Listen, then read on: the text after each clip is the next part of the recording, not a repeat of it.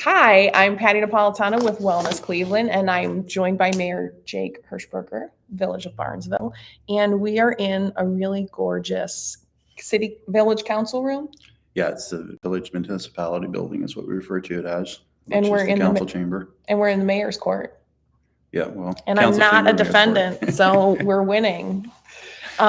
So Mayor Jake serves on the Depot Committee. He's actually the chair of the Depot Committee. He owns a local business, Joe's Tire. He has been mayor. How long have you been mayor? My term started in January of 2024. Okay. It feels like you've always been mayor to me. I guess I didn't know the last one. Okay. I was very busy on the farm in Quaker City before 2024. Yep. There's been many mayors before me. Yeah. And you have an astounding number of infrastructure projects going on. You have like all the projects I would dream of starting in the village of Barnesville. There's a lot going on, yes. Yeah. How did you become involved in executive office? What made you interested in the position? It's probably 5 to 7 years ago or so. Just wanted to, I'm a local business owner, love the community, and I wanted to see what I can do to just have an impact on the community. Like, what else can I do other than being a business owner and providing jobs? And then, through conversation and just, with my family and stuff, I decided I think mayor might be a good position for me to consider. Yeah. And then, the current mayor and stuff was going to run another term and was, happy where he's at. And so I just told him that, if you're ever done, I'll be ready to go, And so then I worked on a couple of years getting the business to where I could disconnect from the business more, not able to have to be there every day because I knew the mayor job was going to take time. So I felt like in 2022 and 2023, I was able to prepare and be ready for that. And so in 23, I ran. And did the mayor tell you, like, this is my kind of idea of how long I'm interested in holding this? Did you have a timeline, or you were just working on faith and hope? Not necessarily. He wasn't 100% sure if he was going to run again or not, I think in 23. And I told him I'm ready and I'm confident in it. And then he was, he faced a lot of stress and stuff. So he was getting tired of it. So he enjoyed it and cared about the community, but he was ready to move on too. So yeah. So it just worked out, God's timing. Yeah. So in social work, we have a high overlap with attorneys. I know a number of people who have their LSW and they also have a JD. And I know people who decide to go in and they're like, no, I'm going to go for school board, or I'm going to be on a village council, or I'm going to be on a county council. And they're very directed in like their ideas of how they want to help.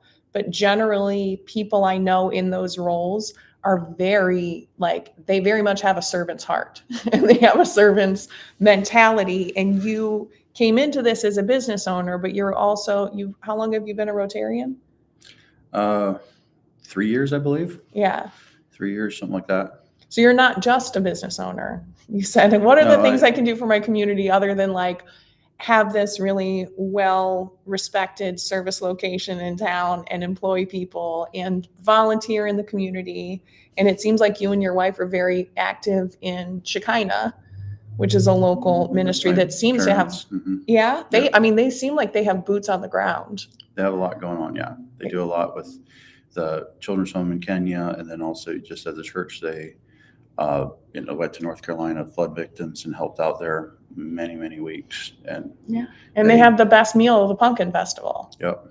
I mean, you cannot meet. It was like chicken and dumplings over mashed potatoes. Mm-hmm. What's better? Yep, homemade mashed potatoes with homemade noodles. They were homemade for sure. All my Slovak cousins would have been really proud. Which actually they weren't. They came down. Yep. So I have questions for you specific to the projects that you have.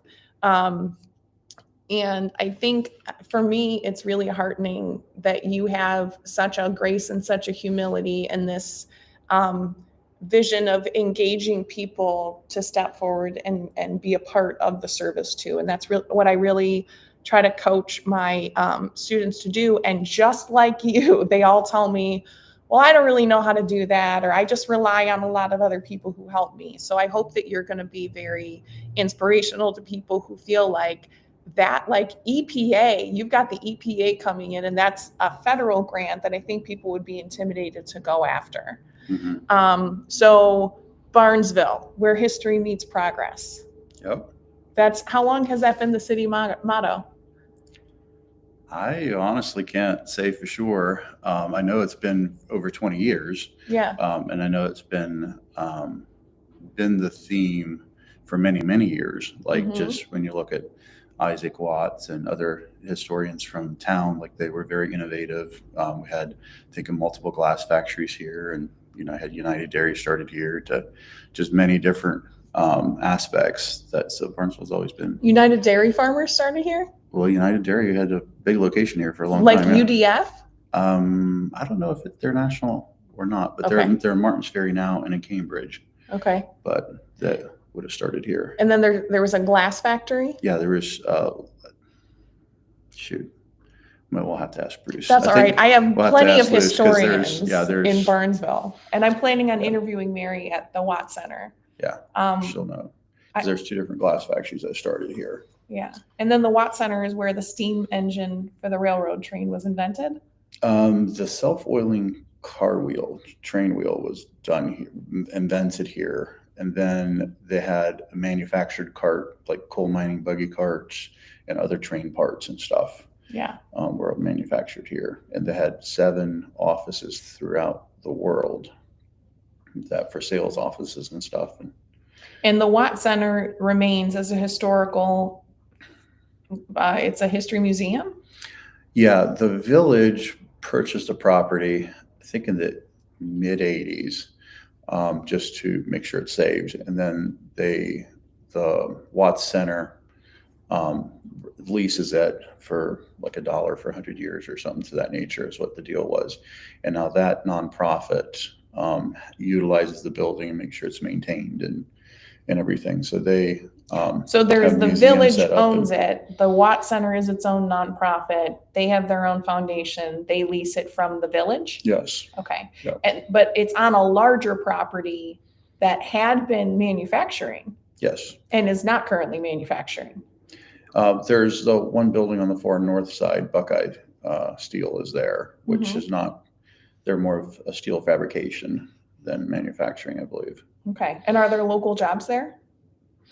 On the Buckeye Steel side, there is, but not on the Watts Center, I don't think. I think those would be all just volunteer work. Okay. So you have secured some brownfield grant remediation monies from the state of Ohio?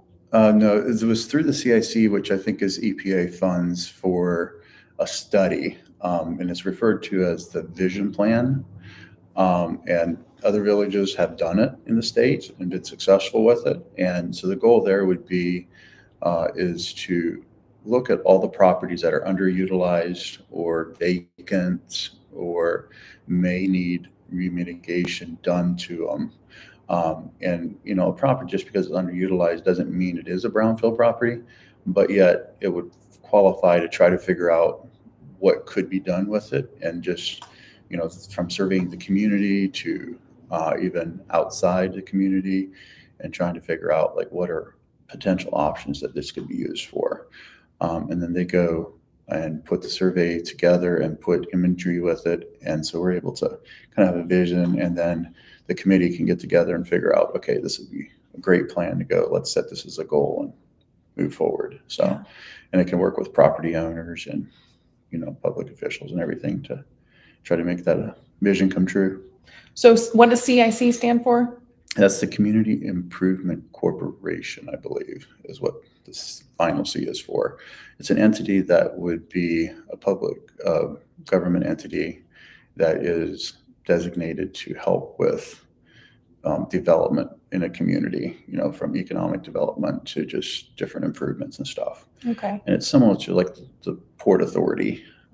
They tend to work in 2 different sectors, but they'd be similar entities. And how did you become aware to go after that?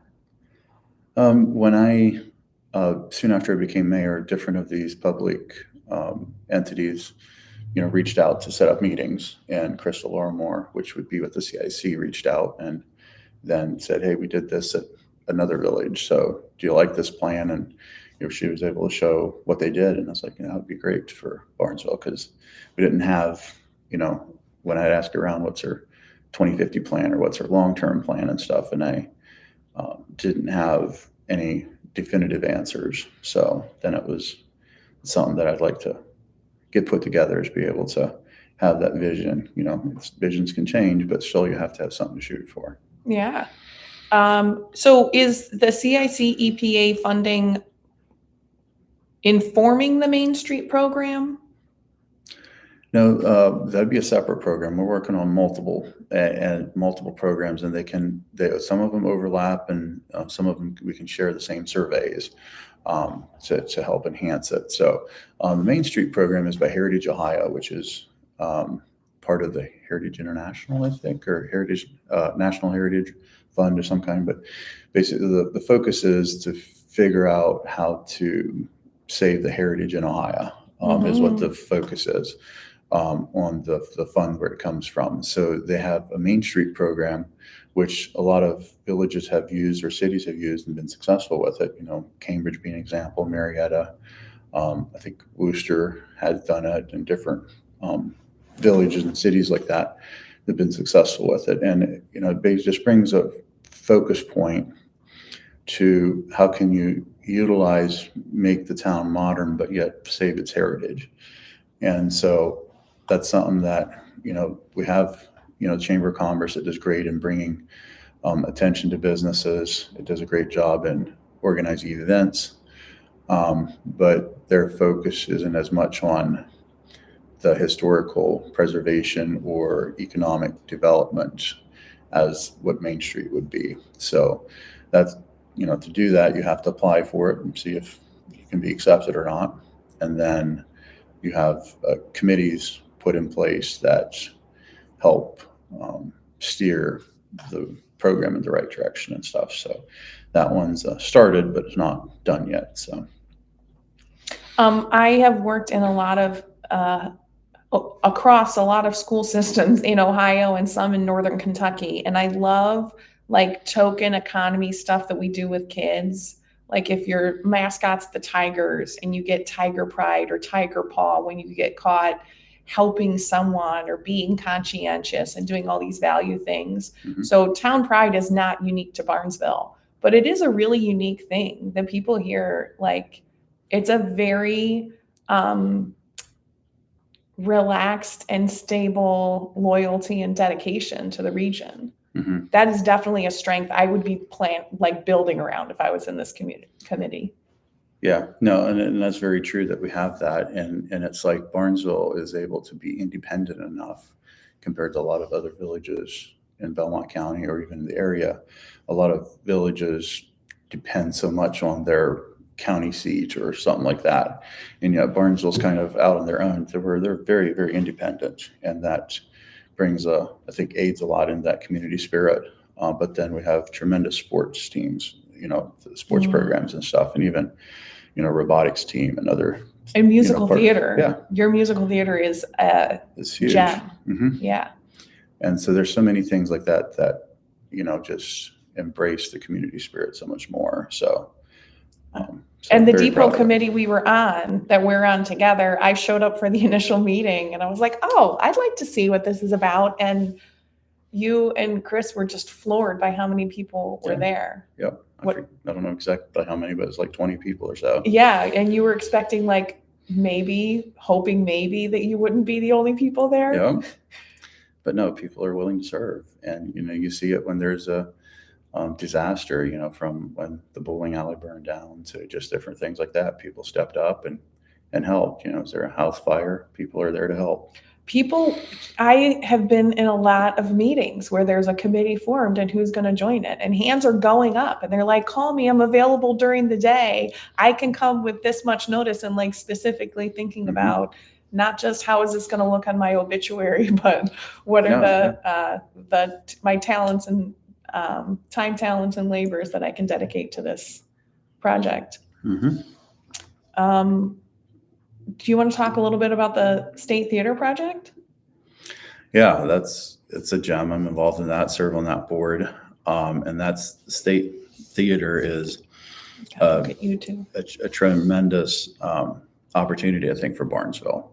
It's something that when you look at community spirit and stuff like that, it's the culture makes a big difference. And then being able to provide that destination for people coming to Barnesville. They're not coming just for driving through or something like that. But once it's open and it's more of an event center, then, the name can be kind of deceiving because you think of just the theater, sit in and you watch a movie, but it's going to be able to, host Broadway shows to that kind of stuff. And then even a wedding venue if needed and stuff.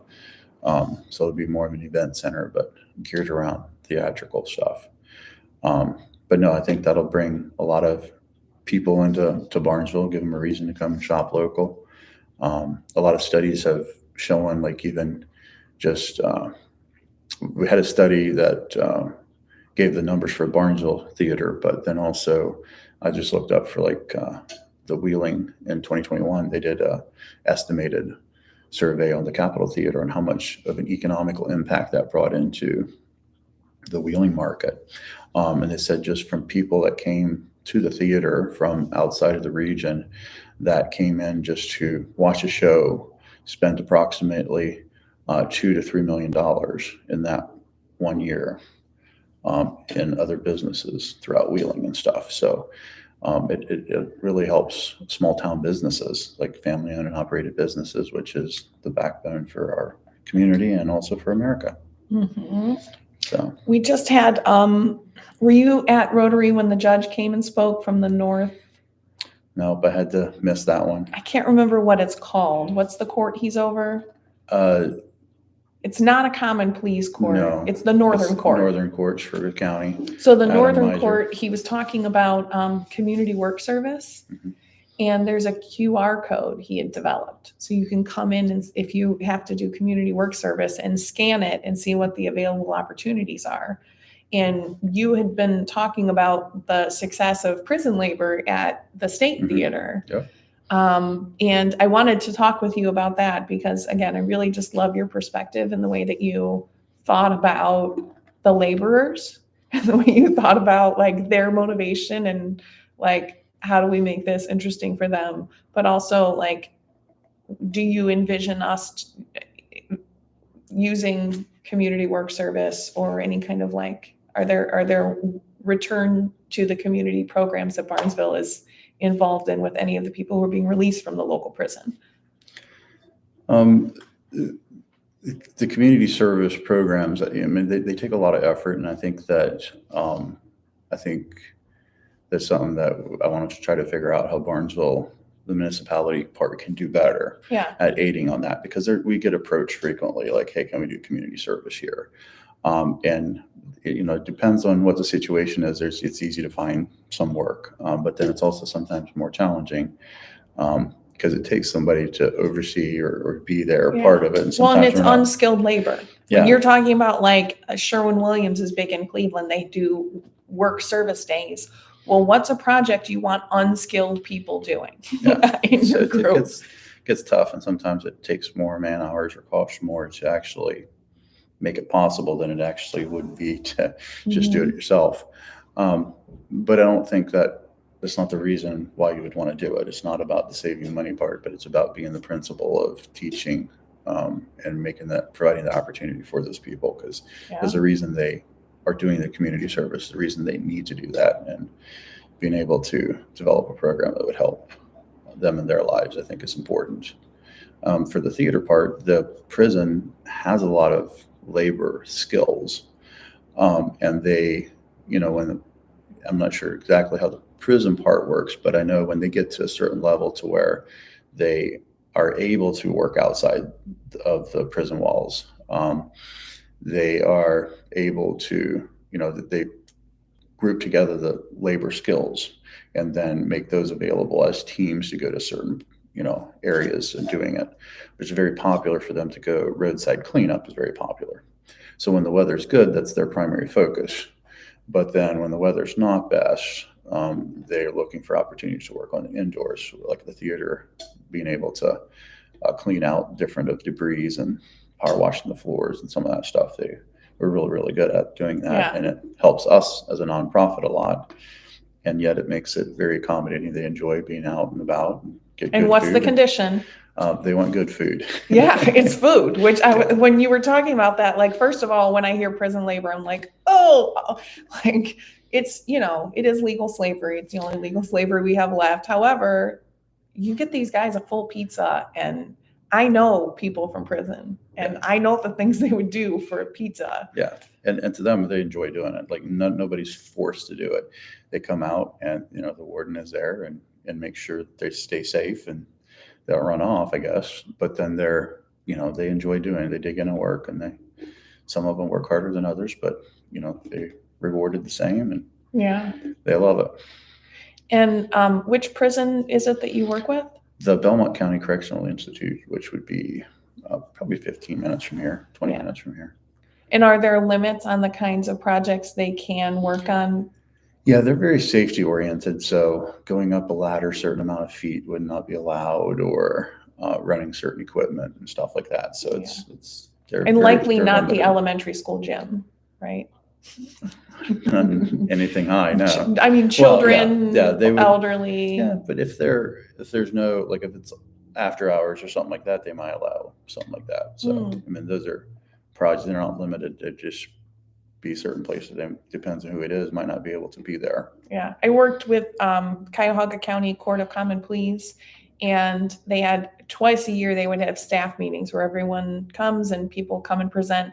And one of the presenters every time was the Regional Trade Association. They were like, we are the Department of Second Chances. We love a person who's on a second chance because they know exactly what is risking if they're not waking up first thing in the morning. Send us people, but we can't have them working on nursing homes or on elementary schools. And it may have been like, unless it's an uninhabited project. So it does limit you if you have a pass, but it doesn't exclude you from engaging in having a job.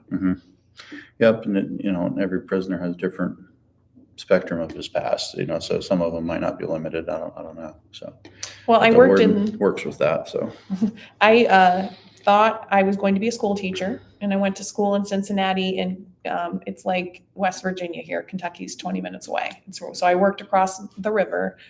And I totally forgot what I was going to say. This happens to me a lot. That's okay. We'll edit it out.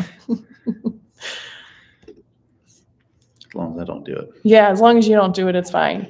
Can we talk about, well, I love the EPA surveys for community interest. So can you talk about what we're planning to avoid by engaging our community in surveys of what they'd like done with these different locations? Well, like we're not going to tell a property owner what he has to do or can't do with his property. I mean, obviously there's state regulations and village ordinances that would maybe limit on what somebody can do. So these are not abandoned properties. These are just existing structures that may need some infrastructure. But and some of them, like an abandoned property, we have downtown buildings that the person that owns it might live hours away. They maybe inherited it from their parents or something. There's nothing happening to it. Like they're sitting empty, they're vacant, but yet that person doesn't necessarily want to sell it. They just don't do anything with it, you obviously can't force somebody to sell or to do something with it. But when you bring a plan with them, is it, the Main Street program along with the vision plan and then the theater's going now or things like that, and then you might bring this plan to this individual, say, hey, can you help the community out by doing something with your building? And these are options that could be done. And, trying to spark that vision and plan is what the goal is. And then, people get scared with the EPA involved, and rightfully so. But yeah, the EPA is doing the funding. They're not getting any of the data saying that this building is contaminated or anything like that. So it's not the enforcement sector that's going to see any of the information. And they're not looking at enforcing any of that stuff if there's any violations and stuff. But yet, if there is violations, the CIC will know. and then they can work with the property owner to get funding and stuff like that. So like in Bel Air, for example, they had a property had a violation, and then they were able to get almost $500,000 in grant money to remediate this contamination, and it didn't cost the property owner anything. Yeah, You I know, worked so- on a grant with, or on a board with a historic building that the big issue was fire suppression. Mhm. And someone donated money and said, this is what it costs to put in sprinklers. And the fire department came in, our inspector, and said, you're going to be sprinkling dead bodies. That's not actually going to work. What you actually need is this. So we like made a plan and had funds for something that we didn't actually need. And then we were kind of tied up in what we could use those funds for, because what we really needed was a firewall built somewhere. And we had monies for a sprinkler. So planning before you get the money, it's helpful. Yeah. It doesn't mean that there's going to be a fine, and likely those people will help you find the money. Yeah, no, there'll be resources opened, and having that study done is going to help in grant funding. And even the Main Street program is going to help. Like communities that have the Main Street program are way more successful in funding, federal funding and state funding for grant programs than communities that don't have it. So those are all studies that are going to help with that. So, well, I learned to drive coming home from Barnesville, although I am a Cleveland native. And so I've been driving to and from Barnesville for 30 years, and I never ate at Patrick's Diner. It was never open when I happened to be in town or I was busy at the festival. And I have to say, I spend so much time at the library. I see Brandy. If you guys put in a coffee shop on Main Street, you're never going to get rid of me. Yeah, I'm hoping that comes. There's interest from different people, but hasn't worked out yet. So, but definitely hoping that works out here. I've been reading a lot of Debbie McComber, and in Buffalo Valley, North Dakota, Hassie makes a mean soda. And I keep like envisioning this soda shop in Barnesville. I know that teenagers don't really go to soda shops anymore, but that's okay. Yeah. Oh, I remembered what I was going to say about working in Northern Kentucky. So in Northern Kentucky, working at the shelter, I worked at a family shelter, and it was sponsored by Mother of God Parish. Okay. And so it was for single women and children. So like female head of households who had kids under 12 or women who were unaccompanied. And in Kentucky, there's like not a lot of bus lines through the entire state of Kentucky. It's very similar to Ohio in that there's a few developed cities, and the rest of it is like tobacco farms, and the Appalachian Mountains. And that's something we certainly have in common here. And I did not realize that I was going to be working with a prison release population, because when you work at a homeless shelter and people are released from prison with nowhere to go, it says remit to, and it would be our address. So we had people from all over the Commonwealth coming up. And in Cleveland, it's the #1 destination from Grafton Prison, and there was one in Erie, but there's a few correctional facilities up there that it's a one-way ticket to the men's or the women's county overflow, where you cannot be denied a bed for the night. So I'm wondering, being so close to Belmont County, is there a certain population that gets released here? I don't know. I never asked that. I know there was a facility in St. Clairsville that helped with that, when a person was released from prison or, being confined for a certain period of time, that they would help them, re-engage into the workplace and stuff like that. And then Coleman Services helps with that from, I think they do drugs and incarceration both. Yeah. So there's service providers for work providers release. that help integrate these individuals into work, but I don't know about housing or. Are there homeless shelters in this region? Yeah, there's like St. Clairsville has a decent sized one, and then Wheeling would have some, and I assume Cambridge would, but I don't know that in between necessarily. Yeah. So there's a lot of the churches and stuff have help. Like, so if we run into somebody that is like homeless here in Barnesville or traveling through, just like the Pumpkin Festival, for example, is this stuff that, a lot of citizens won't know, but, everybody leaves, there's people left behind. Yeah. There's people from, this last year, I think it was somebody from Wisconsin that was here, and they didn't know how to reach their parents or anything, and it was a challenging situation. Believe mental health going on with that and stuff too. But then, churches have told our departments already more than once that, if you have somebody that needs to spend the night at a hotel or something, just to reach out to one of the local churches. They go and pay for a room and things like that. So that'll happen, if there is somebody that needs a couple night housing. It's not long term, but it's something that will keep people warm for a bit. So the churches in the community have been very helpful on that part. Yeah. So your churches in the area respond like a lot of the community businesses with just direct aid. Let us know. We'll be here. Yep. And it's not something that I think most development people anticipate in like how much helpfulness there is around. Yeah. There's a fire, for the Commons is an apartment complex that, one of the apartments burned out 2 years ago or so. I think it was in 23. The fire chief, tried to call my father at like 1 o'clock in the morning, didn't get a hold of him. And then, he got a hold of me, and we went over and I got the church unlocked, and, then everybody that needed a warm place to stay went in and sat there until they could figure out. And then that was like 1 or 2 in the morning. Then by 4 in the morning, there was multiple churches paid for hotel rooms for these individuals so they can go spend the rest of their, night and day in hotel, get a shower, before they could go back in the building. So, it's this very quick response for people like that. So situations like that. In the 90s and 2000s, when I started in social work, I feel like there were a lot of empty convents that were converted into transitional housing programs, either for folks with some kind of disability or people with work release conditions or, pregnant single women. There were a lot of those kinds of facilities, and HUD funding was cut and cut and cut to reduce HUD expenditures on, this transitional housing that people were supposed to be in for 90 days. And it just sometimes takes more than 90 days to get your life back together.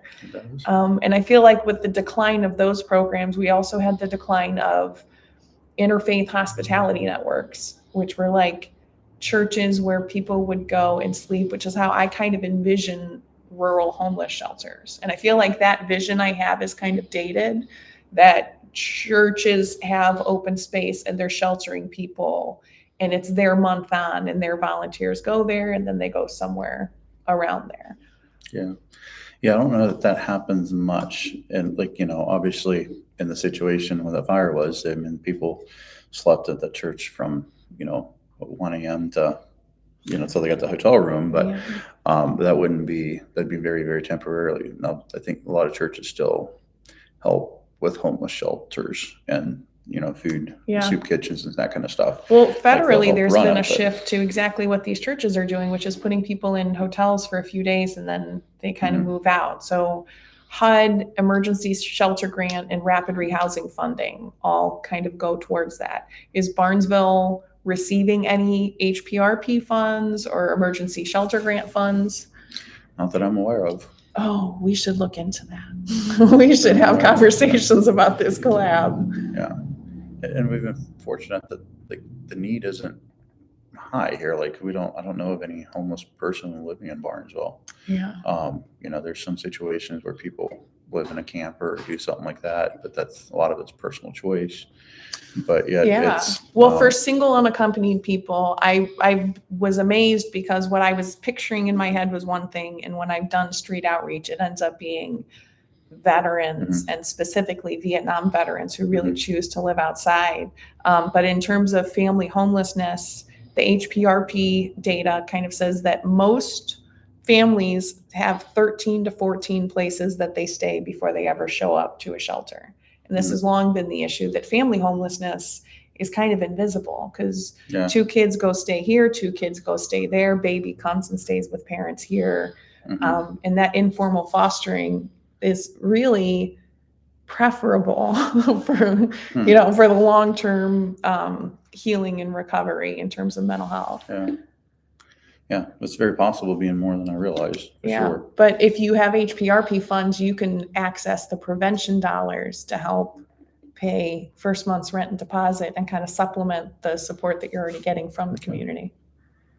Ooh, all I want to do is find you more money, Jake.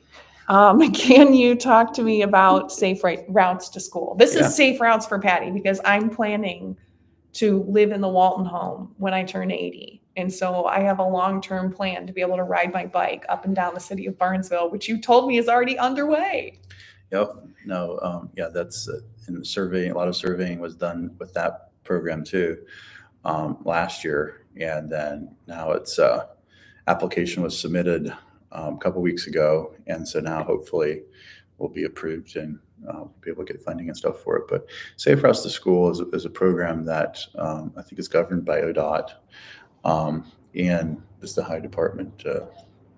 Transportation, yes.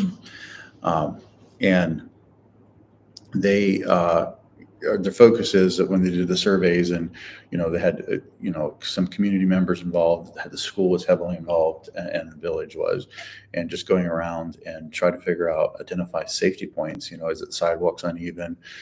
Is there steps in the sidewalks where would prohibit somebody from biking down that sidewalks? Can we eliminate those steps to just making sure, because studies have shown that if you get the kids to walk to school, bike to school, that it's a lot healthier for them, and that these kids do a lot better in school and stuff. And so you have the safety aspect too. Like, do you really trust your kid to walk down the school, from, you don't want a kid get kidnapped or something to happen to them either. So it looks at all aspects of that. So it's not just looking at the safe routes, but it's also looking into the, you're good. Okay, I'll find you then. Yep. And so it's looking at all aspects from the safety, making sure parents are comfortable and stuff. So when the survey went out, we were able to get, I think, over 150 responses, which ODOT was extremely happy with. They said, anything over 70, they're happy with. They're, again, just small Barnesville community jumped up, Everyone has an opinion, and they will tell you about it if you ask. Yeah. And so it was very helpful information because, majority of them, I don't think there was only but one or two concerns on if they would trust their kid to walk to school. So all of them were, this intersection seems scary for my kid to cross. So then do we get a person that can stand there to help the school, kids cross, or do we put a different light there? Do we put a crosswalk there? To things like that. So a lot of those safety concerns came up, which now we can go address. So funding wise, when we started the program, you could get up to $500,000 through the village for infrastructure. And then you could get up to $500,000 through the school for any safety, which could be infrastructure. It could be, other programs or educational and that kind of stuff. Now, since 2024 budget came out, they actually moved the infrastructure part up to $1 million.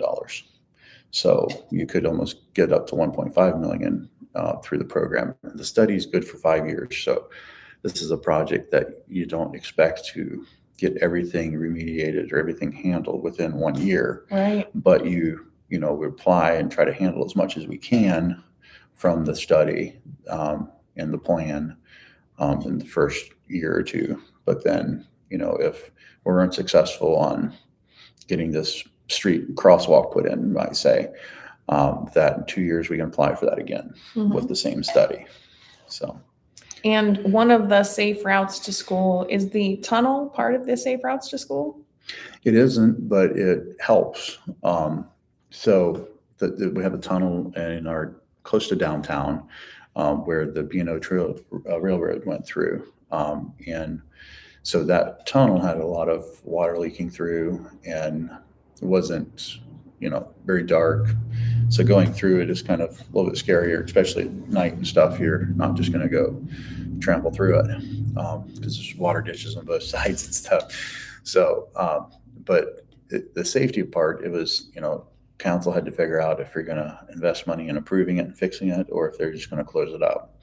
And it was shocked on how close it was. Actually, a lot of people just want to just close it up because they don't want to worry about the future maintenance, which I feel like it's very much part of our heritage, and it's something that I think it's important to save. Yeah. So, so it was a railway, and Yeah. there's no longer tracks, There's which no had longer been tracks. removed, which Yep. was hotly debated, and people are still upset about that the tracks are gone. Yep, but now it's a walking trail. But it's a walking trail and it's a carriage trail. Yes, and that's the big part for safety wise, that it is being saved. We got funding support through ODOT to repair the tunnel, and then also get a walking trail out Railroad Street to where there's a lot of people that walk and run that route. But with Amish in the area. Yeah. And so the Amish use the horse and buggy, and to get from one end of town to the other end of town, you would have to go on one of the main drags. But now that the tunnel is there and it's saved, they're able to continue taking their horse and buggies through the tunnel, which is a lot safer for everybody. So, Yeah. So walking, biking, horseback riding, carriage, it's a real transportation hub again. it is. Good job. So it's what was done before me, but yet it's the construction starting next month. So I'll be able to see the construction happen. So, Oh, right, because they're leasing from Yeah, the the depot. yeah. So I am, there's a 2-year projects infrastructure evaluation. I don't know what I wrote that down from. Well, the infrastructure evaluation, there's some asset management plans that have been done, but yet we haven't formulated any plan on. We have infrastructure that needs replaced. It's infrastructure that creates a lot of water leaks and different things, or storm drains that are being congested on heavy rain and stuff. But I'm not aware of any plan of that. By 2028 we're going to replace this. 2029 we're going to replace this. Right. And So we're things like that. not, So that's one of my focuses, to figure out. That's devote energy towards that from a committee or somebody to be able to put a plan together. You're not always able to follow a plan perfectly, but yet it's something that we got to plan on figuring out what needs replaced first and when to replace it, and invest money towards that and stuff. Did you see Rich Sidwell's presentation at Rotary on rivers and dams? Yes. So we're not worried about the Barnesville Dam. No. Okay. Well, there is a water reservoir that we have lowered because the dam does need some work. And there again, that takes multiple years to go through, and with Or engineering beavers. and all that stuff. You could hire some woodchucks and beavers and they'd have it taken care of for a generation. They would. But yeah, so no, there's no safety concerns on dams failing. And the one that is lowered, so there's no water being held in it. So. Well, one of my kids is in a STEAM high school program, and they had to collect water samples from 5 sources. It's a Cleveland Metropolitan School District. And so I collected water samples from the Barnesville Reservoir and Leatherwood Creek, and it outperformed tap water and bottled water. There was no lead in it. Good job. Mm-hmm. Things seem pretty good. No, it's like we have salamanders living in our creek. So that's something that's very rare. Captina Conservancy has a salamander that's like considered extinct, and it's a breeding ground for that. It is. So what is it that makes this area's watershed protected? Well, there's a lot less chemicals, like farming, crop farming and stuff. The spray and all that stuff, it affects a lot. And then the area for years, strip mining would have been the only thing that would have been done in recent years, but that's been years ago. So anymore, like all the watershed, that there's just no chemicals being dumped on our grounds around the watershed areas. Yeah. So you go further west into Ohio, there's a lot of farm country, or further north, and those chemicals bleach into all the watersheds. Yeah. It seems like there's a lot of like idyllic farming going on, like the kind of farming you would see in a Chipotle commercial in this I mean, area. it's just a lot of 100-acre farms. You know, you have Cattle wandering, free grazing. There's longhorn cattle down here. a lot of cattle. Is there poultry in this area? Not that I recall. I have not seen a single, the big domes that house all the poultry, or you can kind of tell by the shed, because they do have some in Northeast Ohio. Yep, they do. And when I had the Rural Extension Service come out to our spot at Quaker City, they were telling us that poultry manure is in high demand. Like no one around here, even last year before the bird flu came out, people couldn't get it, which made me think there must not be many poultry farmers around here. No, not in this area. I don't know any of them in Southeast Ohio. Oh, we could get this going. Sponsor the 4-H club. I don't know. They come with the smell too. Maybe some Muscovy ducks. Asking for help from local, state, and county partners. So I love the accidental funding that has come through for the depot project. Yeah. Big chunks of money. Yeah, no, it's something that, this is where politics play part of it and stuff. But then it's like you have to, as a mayor, like you have to advocate for certain causes and certain things like that. Like the depot needing a roof replaced is important, and that's a costly endeavor. But then being able to, reach out to, state level, county level, and even federal level, just being like, hey, we need this support, we need this, and getting support letters from other community members, maybe like the school or county commissioners and different people. So, but yeah, so it was in 24. Omega helped me write a grant for the state senator, and we were able to get $75,000 in the capital improvement budget for earmarks for the roof. So now we got to find a little bit more funding, but then we'll be able to get that project done. Yeah, so I have some ideas about that. We can talk after this. Yep. I wanted to ask you, so in I've worked in a bunch of different specific populations in social work. Really what I love is development. I love developing programs. I love coming in and seeing like, who has the information? Where is all the data being stored? And usually the data is like a guy who knows stuff who you have to take out to coffee, and then he tells you all the things that you need to know. Appreciate it. In every industry.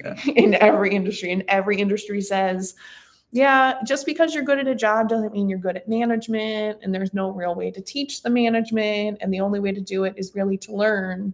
But really the only way to do it is to be taught by a really patient teacher. And I like talking with people about their mentors and about kind of people who have helped them shape like their worldview or understand how to be themselves or how to uncover their talents. So we're going to shift to some questions on that. Okay. All right. So help me understand who raised you. Simple answer, my parents. Yeah. But obviously there's many things that go beyond that. It's a person is dramatically impacted by the culture they grew up in, the environment they grew up in, and that really has an impact on everybody's life. It's just part of it. I'm no different from that part. Sometimes people ask, like, where did I grow up? And that's a tough question to answer, because by the time I was 20, we moved 9 times. And most of those times were into different communities. So it was like, I don't know where I grew up, but yet you have these key moments of that were impactful in your life and stuff. And so my days that we spend in Columbus, Plain City to be exact, would have been probably the most impactful times of my life. So are your parents in ministry? They are now. They wouldn't have been then. My husband's parents were ministers, and they moved all over the place, and they have kind of a similar story. Like, where'd you grow up? Michigan, Illinois, San Diego, Cincinnati, but we're in Cleveland. Yeah. No, we grew up, horse and buggy Amish. So that's something that is in my background, and which obviously helped shape shape who I am. So in one of my earliest memories was when I was 3, standing outside of where our house was under maple tree and watching our house burn to the ground. Oh, So that was very impactful. And then, hearing my mom tell me the story afterwards that she ran in because we had bedrooms opposite side of the house. So she went to the one side, got all the other kids out, which would have been 6 of us at that point, got them out, and then ran back in and couldn't get back in to go and get me. And then she was freaking out and then ran out, and she was like, we got to get Jake out, but yet comes out and finds me standing there. So wow. I have no idea how I got out, but either way, it was divine by God, and I was there. So there was, growing up Amish, that's a challenging life, but yet very fruitful life in many ways. So my work ethic and being able to focus on the family unit, like spending family time or valuing family, I would, contribute to that background, that culture and stuff. So that has definitely impacted my whole family. So like when you look at my whole family, there's 12 of us kids, and we're all hard workers and dedicated workers and stuff. And then, faced a lot of challenges growing up, which shaped me a lot, from able to, I stuttered a lot. So I was not able to actually speak a full sentence without spending minutes on it until I was around 14 or 15 when I overcame that. And then, with that gig made me the runt of a lot of jokes and stuff. There was a lot of people made fun of me in school. I was definitely the runt. And then also learning challenges and stuff. So that was just not a fun thing. I was not able to read until I was in 4th grade. The one teacher took extra time with me to help me get to be able to read and stuff. So that's when I started reading. And so those are all things that just help shape my life. So I don't look at that as a negative thing. It was a challenging thing, but when you're determined to overcome that, you can only blossom so much more. Yeah, the world was built by illiterate people. I don't know if you know this. Yeah. So then, mentorship you mentioned, and one of the person, coming from that background and facing those challenges and stuff. Then in 1998, we left the Amish, so we transitioned from one culture into a non-Amish culture, which we refer to as English. Yeah. We have a lot of Amish folks up in Cleveland too, so I'm familiar. Yeah. So that's a huge shift. And, I'm a 12-year-old boy, 11-year-old, I think it was 12 at the time. So it's like, huge shift. You put on jeans for the first time, you put on a button-down shirt or a polo shirt. And it's just like, shorts. These are all just things that I don't think I did shorts. No, still no shorts. I had white pants, white jeans, like just weird and stuff. But it's a culture shock. You just don't know how to act. Yeah. And we didn't have. And it's very excluded to be English in an Amish community as well. Oh yeah, when we left, my grandparents disowned us and everything. Like you didn't. They reaccepted us later on then, but for a long time you were just not welcomed in the Amish community anymore. So that's a loss of grandparents, aunts, uncles, cousins, everyone you've known your entire life. That's it. Yep. So, but no, it made it challenging. So then through that, you had a lot of, I didn't react right. I was not a pleasant person to be around and stuff. At 12? Yeah, 12 and 14. Hard to imagine. Yeah. No, my family did not like me. And they loved me, but they didn't, it was just challenging to be around. Didn't handle things right. I started working for a farm. I dropped out of 9th grade.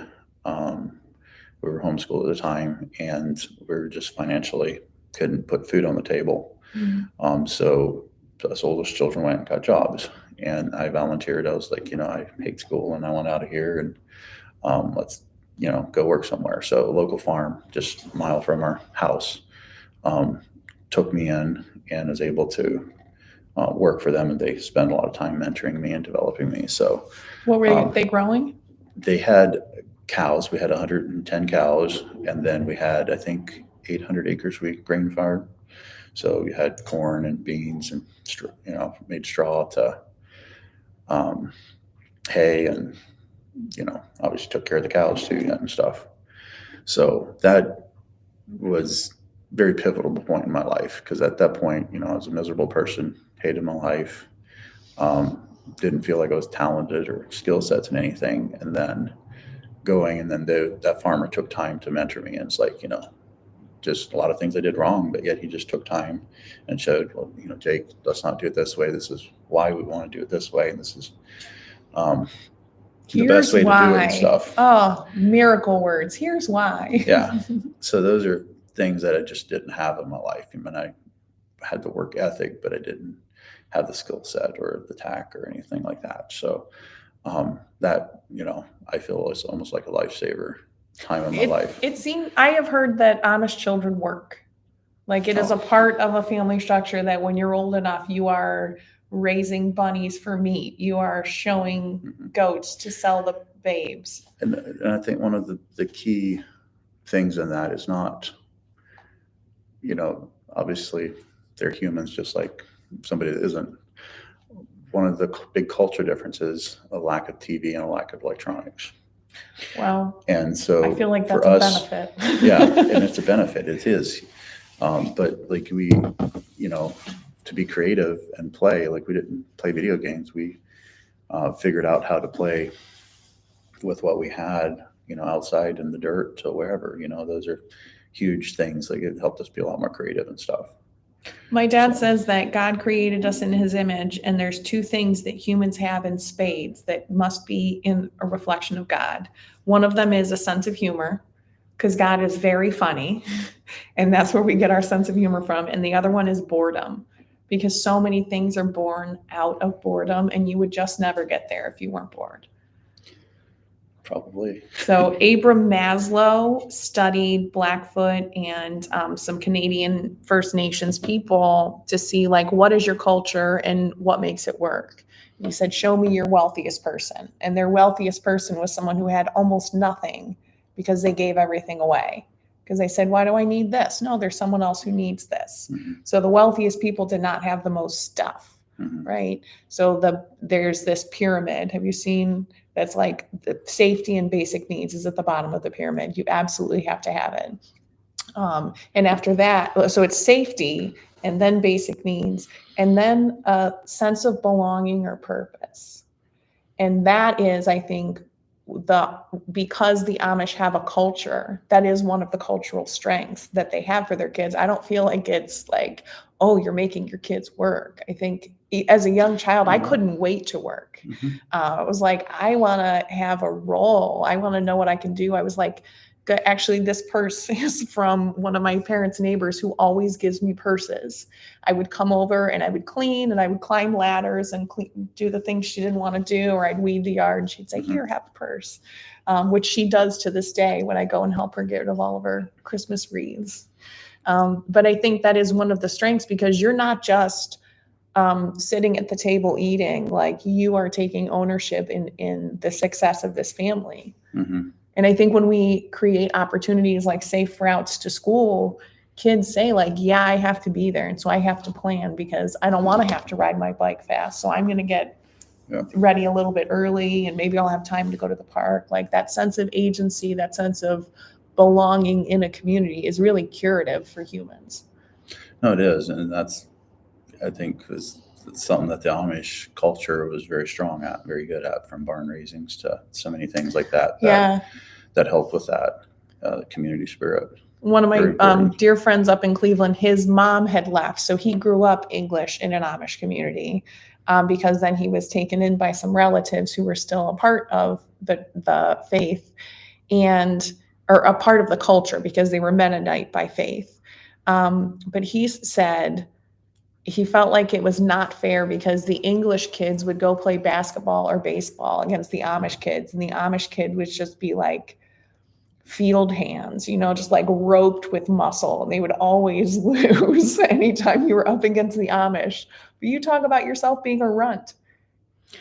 Yeah, and runt wasn't necessarily stature size, but it was more of, spirit, and then even just being bullied all the time and that kind of stuff. Yeah. Yeah.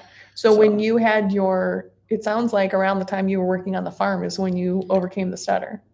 Yeah. That's, to me, it was a mental thing, just being able to think before you talk and spend that time. I'd say that sentence in my mind 2 or 3 times and then slowly say it, clearly say it. And it was intentional and it took a long time, but over like a multiple year period, I was able to, talk as I do now. So it's something that we're able to overcome. So, a lot of people find it challenging to believe that, but my family would be the testimony on that. Yeah. But, I've talked to multiple people that, I've encountered at Sutter today, and then you tell them like, just, hang in there, and, it's nothing to be ashamed about. And that, if you focus, you work on it, some people can overcome it, others can't, it's just that way. But no, it's the farm part was very instrumental in changing. And then another moment that on the mentorship part that was a key impact, and I think I would have to contribute a lot of this to success in life other than work ethics and stuff would be we had a gentleman that I knew soon after we got married that I started, I was quick-tongued, I'd talk a lot and chatter and stuff, and then through that it's like this one guy I look at that everybody just respects him so much. What's different? Like, what does he do different? Like, what is it? And then you start interacting with him more. And then I was in meetings that he was at, and everybody's chatting away. And then this gentleman, clears his throat and says something. Everybody's just quiet. Like, there's like, if this guy's talking, we better listen. Mm-hmm. And then it kind of clicked as in I have to be better at listening. I have to be better at understanding. I need to control how much I talk.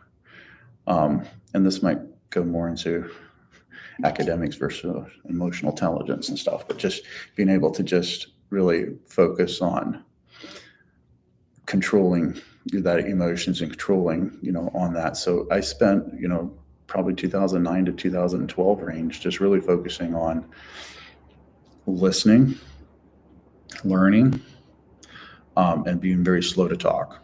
And then just going through that process has helped so much from, you gain influence, but also respect, as in you're not just wasting words. You're not just chattering, because if you're just a chatterbox, people tone you out quicker.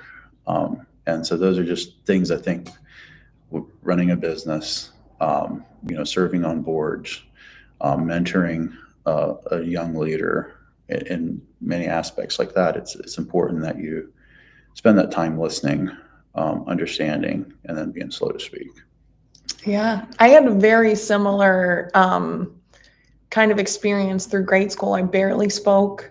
Now they would probably consider me selective mute in class. It felt painful for me to, like, when they called on me to read out loud, I would rather die. I would just pray for a hole to open under my feet so I could drop through it and be in a different room.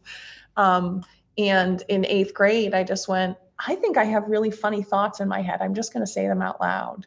And like once I started talking, I just never stopped, and then I had to realize how to not be so loud.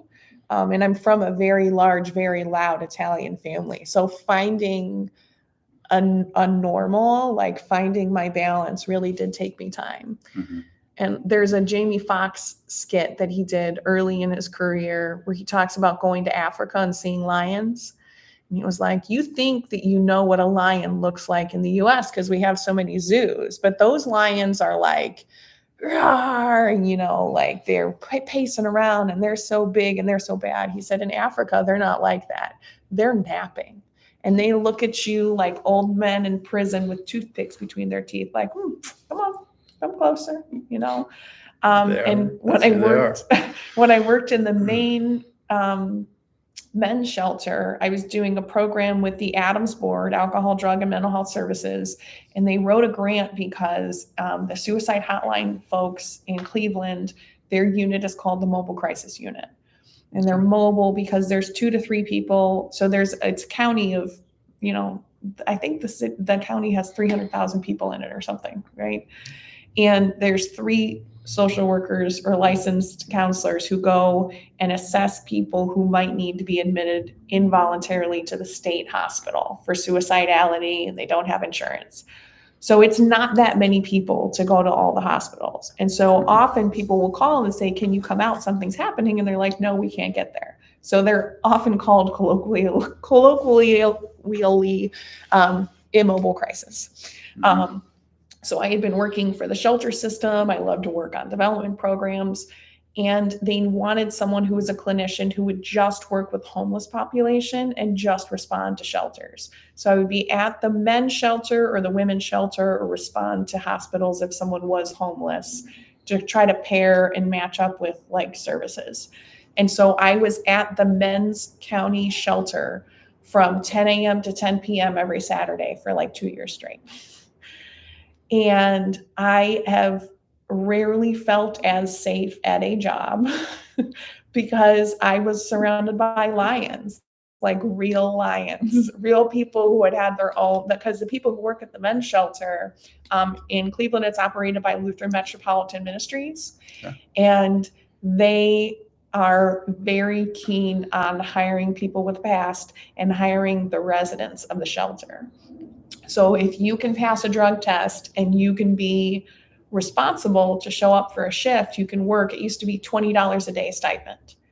And yes, the money is nice, especially if you smoke cigarettes, but what you really get that is valuable is this walkie-talkie and a lanyard. And you belong, and you're like checking in with people and you get that sense of purpose and you get that sense of belonging. So their security staff was the most unflappable group of men. I don't know if you know the vet, Doc Stearns, who passed in 2010 down here. He was a big horseman. And one of the guys worked for him up in the vet tech office up there with Doc Stearns. So there's a Barnesville connection. Yep. But people are at the men's shelter and they're not on their best behavior. It's 450 to 500 men who are not there on a victory lap, and like when you have a lot of things going wrong, it's very hard to keep your cool when people irritate you, right? And these guys are like, like they're calling in mobile crisis to come de-escalate the situation. And I'm learning from these guys, and I'm learning from the officers who show up, because even though we have hundreds and hundreds of officers in 2nd and 3rd districts that respond, there's really only 2 cars full of guys who will actually support and like show up and prioritize coming out to the shelter. And those guys are like, oh, tell me more. And then what did she say? And I picked up that they were not saying anything. They were not puffing up and they were not big and bad. They were just very relaxed and like, oh. And because they trusted, it's like the bird that doesn't trust in the branch that it's sitting on, it trusts in its wings. Yeah, very true. That's very, very important. All right. We've talked about who raised you. I love that. I was not expecting this conversation about the Amish community. I'm so excited because cultural representation and thinking about who really lives in the state of Ohio, it is something that is unique to Ohio. And when I travel other places, I'm like, oh, you guys don't have Amish? What are you doing out here? Like, how do you get by? Who builds your barns? Where do you get your bakery from even? That's Indiana, Pennsylvania, Ohio are the big states for it. It's cultural richness we have in this state. What methods? We've talked about the methods you use to solicit feedback community-wise, but did you have more to say on this personally, on how you solicit feedback?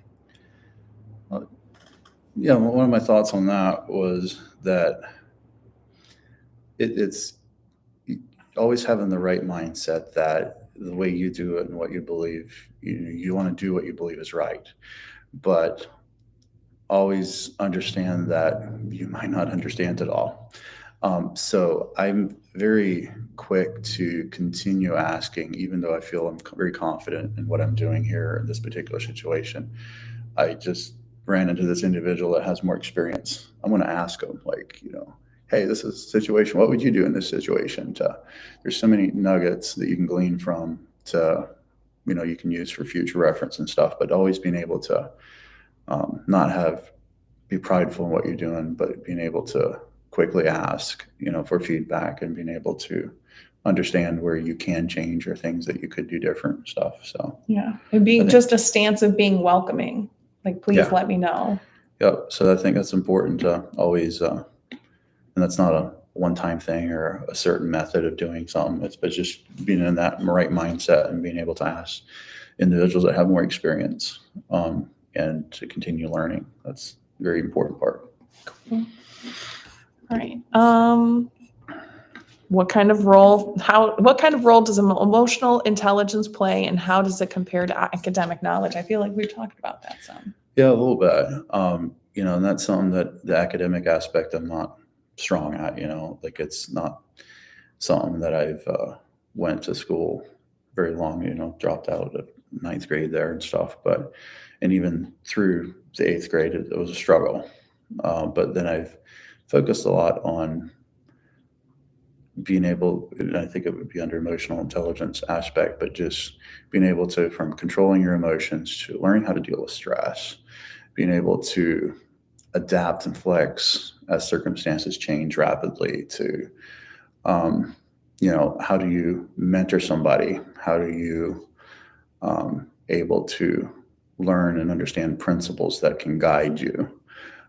So to do that, like reading is not my strong suit, so audiobooks, like thank God for Audible. So would take in books, from like Stephen R. Covey, 7 Habits of Highly Effective People was an impactful book, but then not just do it once. Like I would listen to that book 100 times if I had to, but then multiple times. Like you listen to this book the first time in 2014 maybe, and then you understand that now to 2016 I'm a completely different person than I was before. I listen to the whole book again, and now you just glean totally different paradigm out of it.